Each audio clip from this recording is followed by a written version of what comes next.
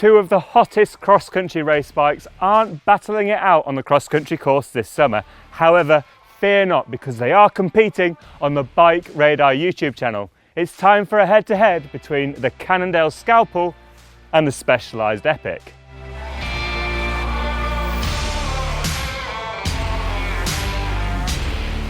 Before we get too far in with the bikes though, I've got three things that I need to tell you first. First off, don't forget to like, subscribe and click the little bell icon so that you get notifications every time we upload a new video. Second, if you want to look as fly as me on the cross-country race course, head to freewheel.co.uk, and we'd like to thank them for supplying us with loads of great kit. Number three, the bikes are dirty, and that's because I've ridden them both quite a lot. So I'm sorry if you like a clean bike in a video, these have been used. Both bikes have been around for a couple of decades. Both bikes have a whole host of podiums behind them. They've also both been completely refreshed for 2021. So which is best? I'm going to talk about the bikes, I'm going to go ride the bikes, and at the end, if you're lucky, I'm going to tell you which one I would buy with my own hard-earned cash. If you keep up to date with cross-country, it will be no surprise that bikes are getting more and more radical to reflect the changing nature of cross-country racing. Courses are getting steeper on the climbs, more technical, looser and faster on the descents. And so the cross-country bikes that are being released this year and last year are reflecting that with longer, lower, slacker geometry to make riding those technical courses that little bit easier. This video specifically is about the Cannondale Scalpel High Mod 1 and the Specialized Epic Pro. And they've both got fairly similar prices, £6,800, £7,499. So I think they're vaguely competitive on that front. I've already done news videos and news stories on BikeRadar.com about both of these bikes with all the information you need about the ranges of the bikes, the specs, the details, all that. So if you need that, check out the links in the description. As much as I would love to have an encyclopedic knowledge of every angle, every tube length on each of these bikes, I'm afraid I don't, but I do have my trusty notebook with some details for you. So both of these are for a size large bike. Now the reach on the Specialized, 470mm, and on the Cannondale, it's 455, so 15mm difference. Head angle, 67.5, 68 degrees, so only about half a degree. Seat angles, 75.5, 74.5. This one is a touch slacker. Then we've got the stack. We're looking at 605mm, 601mm. So actually very little difference in stack and something within the realms of stem spacers. So I wouldn't worry too much about that. And finally, we've got the fork offsets. 44mm, that's a short fork offset. 55mm, that's longer. And I'm going to talk about that later on. So let's talk about the Cannondale first of all. Now this is the latest version of their Scalpel XC race bike. This is the high mod version of the bike. So that's their top spec, the Listec Carbon. So that's got a higher modulus, which basically means lower weight or stronger tubes depending on how they make that mix. Previously, the seat stays flexed. However, now it's the chainstays that flex. And you can see that noticeable thinning of the chainstay towards the rear dropout. So usually you'd have a little pivot just in front and maybe above or below the rear axle, and now it's that flexible chainstay instead. Getting rid of a pivot saves weight, and they say increases stiffness and durability. And actually flexible stays on cross-country bikes especially is quite a common thing these days. Next, to reflect the more technical nature of cross-country racing, they've lopped 1.5 degrees off the head angle and they've added a degree to the seat angle. So seat angle a bit stiffer puts your hips nicely over the cranks and it's better for steep climbs. And as I'm sure you're aware, making a head angle slacker just makes handling that little bit more relaxed, a little bit easier on technical steep terrain. You probably won't be too surprised to see a one-sided fork on the Scalpel. So it's single crown as opposed to a dual crown fork. And Cannondale say that they've made it a little bit more flexy to give a little bit more give when you're rattling down rocky tracks. This means there's less deflection and in theory better handling. It's an inverted fork design and the lower rolls on roller bearings. So there's a lot more lubrication in theory, and this roller bearing, Cannondale say, is smoother than a traditional fork with less stiction. As I talked about in the geometry bit, that Specialized has got a 44mm fork offset and this has got a 55mm fork offset. Fork offset is how far forward of the steering axis the front hub sits. And this then relates to the trail. And if you think about a caster wheel on a shopping trolley, if it's got a short trail, then it's a bit more wobbly. If you've got a longer trail, it smooths things out. Now, a longer fork offset gives a shorter trail figure. So Cannondale say that this front end system that they've developed with the fork has a longer fork offset, which is paired with a slacker head angle to kind of counteract each other. So the longer fork offset makes it a little bit more wobbly, but the slacker head angle makes it more stable. And they say that this gives you nice and reactive yet stable handling with a slightly longer wheelbase than it would already have had, if that makes sense. Finishing off the little tech details of the Scalpel is the bar-mounted, lever-operated lockout for the fork and the shock. So let's talk about the Specialized Epic. Now, this bike has been around for around 20 years and its USP is its brain suspension. You may have heard about it, but if not, this is basically how it works. The idea is to have an automatically, mechanically operated lockout for the fork and the shock. There are two different systems, there's one in the fork and one in the rear shock. And it's the rear one that's kind of a bit more well-known and maybe a little bit more interesting. The shock has a hydraulic line that runs all the way towards the rear axle. And at the rear axle is this little cartridge, I guess, which is the Specialized brain. So the way this works is basically within that little cartridge towards the rear axle is an inertia valve. And this is basically a little sprung weight that sits over a valve within the shock's hydraulic compression circuit. When a bump comes through the rear wheel, it pops this little weight up and the oil can flow, opening up the shock. The weight eventually settles, sits on this port and closes the rear suspension. What this basically means is that on smooth surfaces, the shock is closed, and then when it hits a bump, it opens up and you've got working suspension without you having to fiddle with any little levers. There's a similar function in the fork as well. What it also means is that under low impact oscillations of the suspension, i.e. pedaling forces, that sprung mass doesn't get bumped up so much or at all depending on how you've got it set. So the bike in theory doesn't bob when you're pedaling. The system is adjustable, so there's 5 different settings on this brain, so it adjusts the preload on that little weight from not very much to quite a lot. We'll talk about how that operates and how it feels on the trail later on.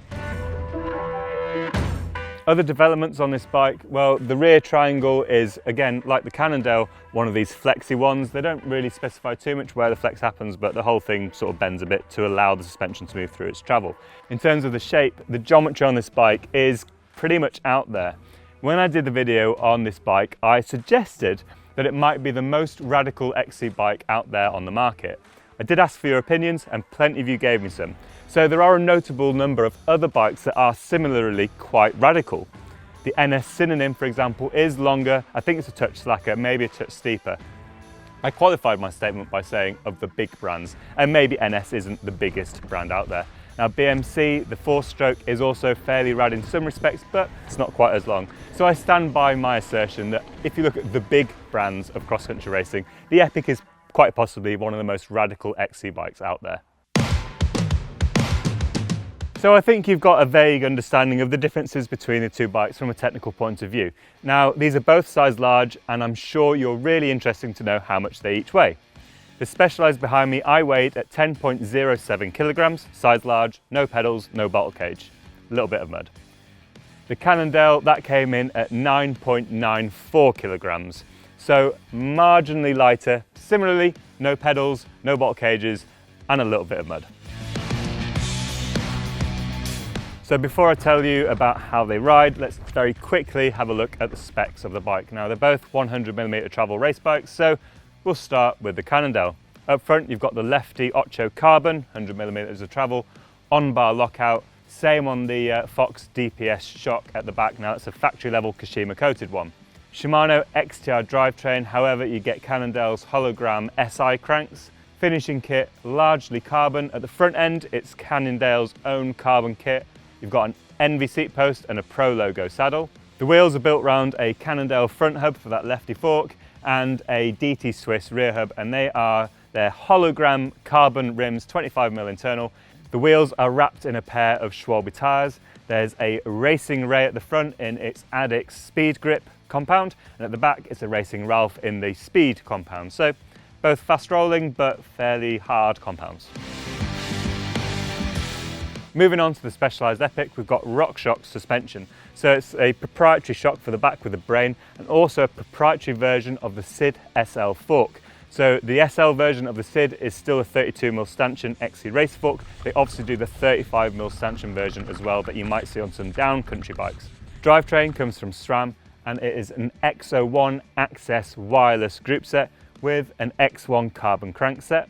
Finishing kit, again, largely carbon, all Specialized branded, and the wheels are Roval controls. So these are their carbon wheels, and they're shod in a pair of Specialized fast track tyres, which again is their cross-country race tyre.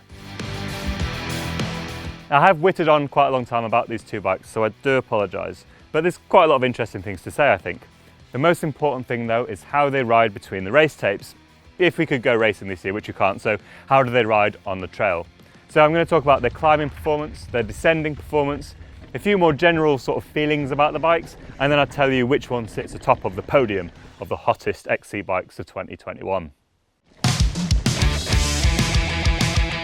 It won't surprise you that both of these bikes are very accomplished climbers. They're both fairly lightweight, and they've both got lightweight rims and tyres, which really helps with at least the feeling of climbing nice, fast and efficient. The Cannondale relies on an on-bar lockout to lock out that rear suspension if you're on smoother trails. And personally, I actually don't mind this. The lockout lever is in a really good position on the bar. It's very easy to actuate as well, and gives you quite a nice firm lockout when you're sprinting up climbs. The rear suspension itself is fairly interesting. Now, on smooth road climbs or fire road climbs, having that lockout is really good. It's a fairly firm lockout. If you leave it open, there is actually a reasonable amount of pedal bob for quite a race-focused cross-country bike. With that chain pulling the suspension up and in, it helps keep the suspension nice and active when you're climbing out the saddle on loose, chunky, lumpy climbs. And that helps maintain traction and means you can keep putting the power down without it spitting out the back too much. And I actually quite like that. I think it's a very accomplished climber in that regard. The rear tyre is a very fast rolling tyre. You know, the Racing Ralph is a classic cross-country tyre, and it is quite a hard compound. Again, that's really good on smooth or dry surfaces. When it gets a little bit wet, it's a little bit slidey. It doesn't really give you everything you might want out of it. That's easily changed though. Now, it does have a 74.5-degree seat angle, which isn't quite as steep as that on the Epic, but it's not too bad. It's not the most radical, but you are in a reasonably nice position over the bike. The reach, again, is fairly short. It's relatively traditional in that regard. So there's not quite so much real estate in front of you, but you can get your lungs nice and open should you wish. So longer drags, again, it's not too bad. With quite an aggressive front end shape as well, I never had any problems with the front end wandering up steep climbs. Now, if we talk about the Specialized Epic, obviously the suspension is the key part of this bike. This isn't a bike designed for comfort, it's a bike designed to go fast. And here, having that automatic lockout system actually works very well, with one caveat. It's a 5-position adjustment on the brain and on the fork brain as well. And for it to work best, you need to have that brain setting in the right setting for the course. Because the adjustment is based down by the rear axle, if you want to change it mid-ride, mid-race, you have to get off the bike and fiddle. That's not great. On the fork, you can change it as you go, so you actually get quite a lot of adjustment with the fork. If the course is fairly lumpy, fairly chunky and bumpy, you're going to want to have that brain reasonably far open. That makes it more reactive to those bumps, means that the shock is more open, and therefore your rear wheel is gripping the terrain a little bit better.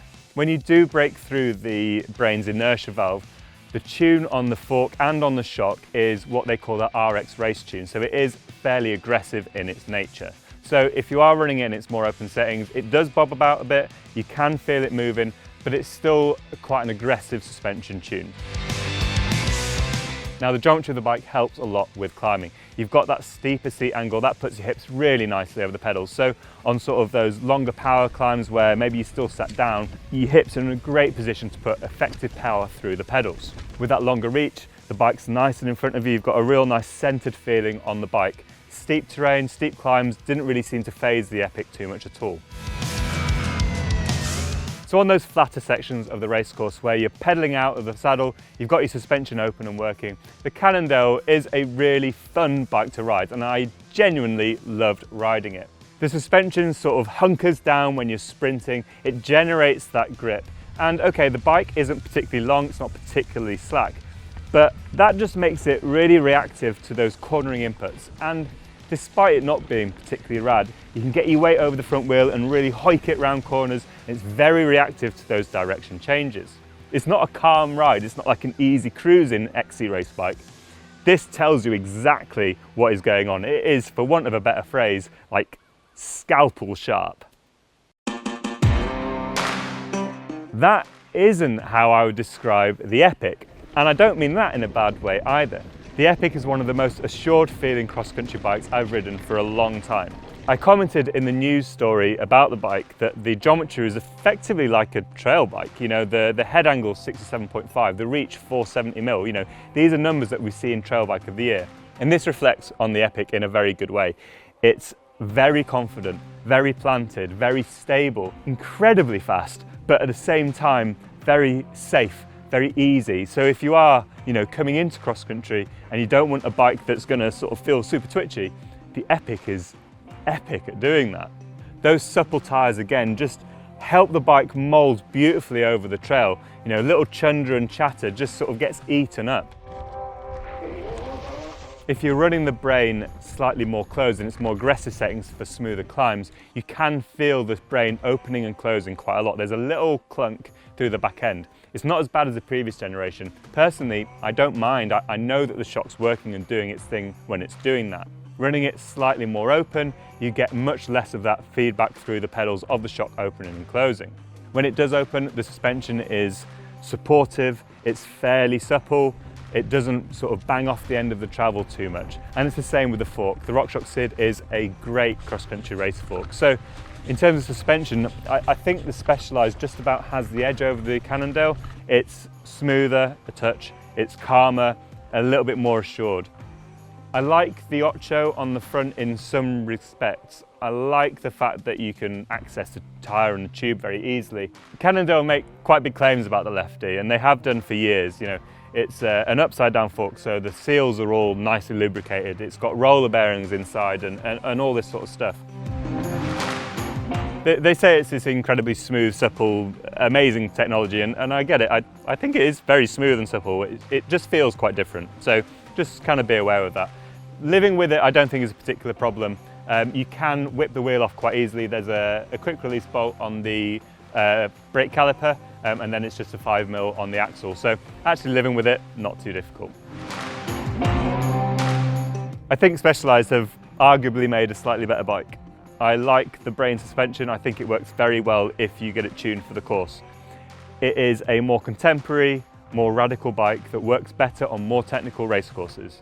On the flip side, the Scalpel is like a traditional, super sharp, input-rich XC race bike that just makes you feel like you're on the edge all the time.